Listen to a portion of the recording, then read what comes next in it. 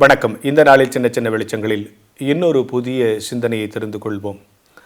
ஊழியம் செய்வது ஒவ்வொரு கிறிஸ்தவனுடைய கடமை. அதாவது நான் அறிந்த ஆசீர்வாதத்தை, நான் அறிந்த அன்பை, நான் பெற்ற ரட்சிப்பை என் வாழ்நாளில் வாழ்நாள் முடிவதற்குள் யாருக்காவது ஒருவருக்கு சொல்ல வேண்டும் என்பது கிறிஸ்தவர்களுடைய அடிப்படை கடமைகளில் ஒன்று. ஆனால் நாம் பல்வேறு வேலைகள் இருக்கனால அது முடியாது. அது சிலருடைய வேலை, முழு நேர ஊழியக்காரருடைய வேலை, ஆயருடைய வேலை, கிறிஸ்தவ நிறுவனங்களுடைய வேலைன்னு நம்ம நினைக்கிறோம். அதில் நம்ம சொல்கிற 2 எக்ஸ்கியூஸ் என்னென்னா, சார் இப்போ நான் பிஸியாக வேலை செஞ்சுட்ருக்கேன், ரிட்டையர்ட் ஆன பிறகு நான் ஊழியம் செய்ய போகிறேன் சார் அப்படின்னு சில பேர் சொல்லுவாங்க. சில பேர் ரிட்டையர்ட் ஆன பிறகு ரொம்ப உற்சாகமாக ஊழியம் செய்கிறாங்க, நம்ம இல்லைன்னு சொல்லலாம். இன்னும் சில பேர், சார் இவ்வளோ நாள் காலமெல்லாம் உழைச்சேன், ரிட்டையர்ட் ஆகிட்டேன், இனிமேல் என்னால் எப்படி சார் ஊழியம் செய்ய முடியும்? இப்படி ஒரு கூட்டம். ரிட்டையர்ட் ஆன பிறகு நான் ஊழியம் செய்கிறேன், இப்போ செய்ய முடியாதுன்னு சொல்கிறவங்க. ரிட்டையர்ட் ஆகிட்டேன், இனிமேல் என்னால் ஊழியம் செய்ய முடியாதுன்னு சொல்கிற ஒரு கூட்டம். 2 விதமான ஆட்கள்டையும் பார்க்குறோம். சரி, இப்போ நீ என்ன சொல்ல வர? எங்களை ஊழியம் செய்ய சொல்கிறியா, செய்ய வேணான்றியா அப்படின்னு தான் நீங்கள் கேட்குறீங்க.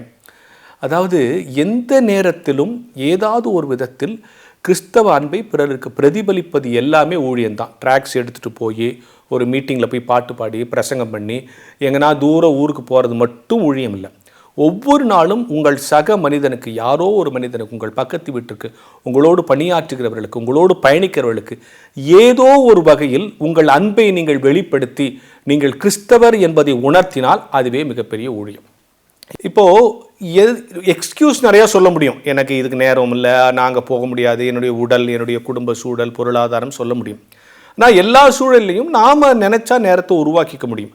ஏமி கார்மைக்கல் அம்மாவை பற்றி நம்ம கேள்விப்பட்டிருக்கோம். அவங்க ஒரு நல்ல ஊழியக்கார். அவங்க எலும்பு முறிவினால் வீட்டில் இருந்தாங்க.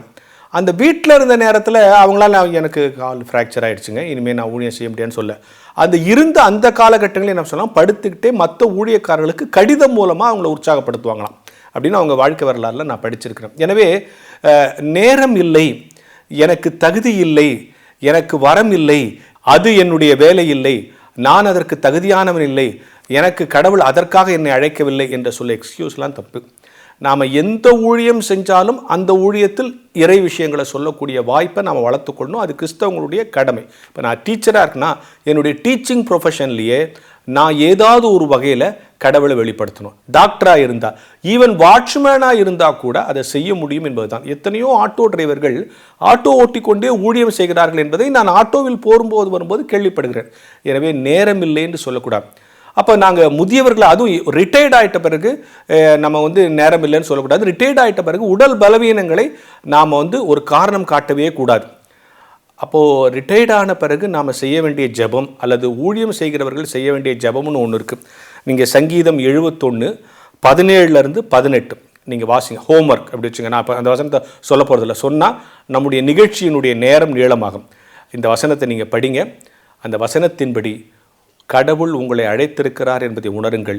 ஏதோ ஒரு வகையில் கடவுளிடமிருந்து நீங்கள் பெற்ற அன்பை சக மனிதனுக்கு எப்படியேனும் நீங்கள் வெளிப்படுத்தினால் நீங்களும் ஊழியக்காரரே என்கிற ஞான வெளிச்சத்தோடு இந்த நாளை தொடங்குவோம்.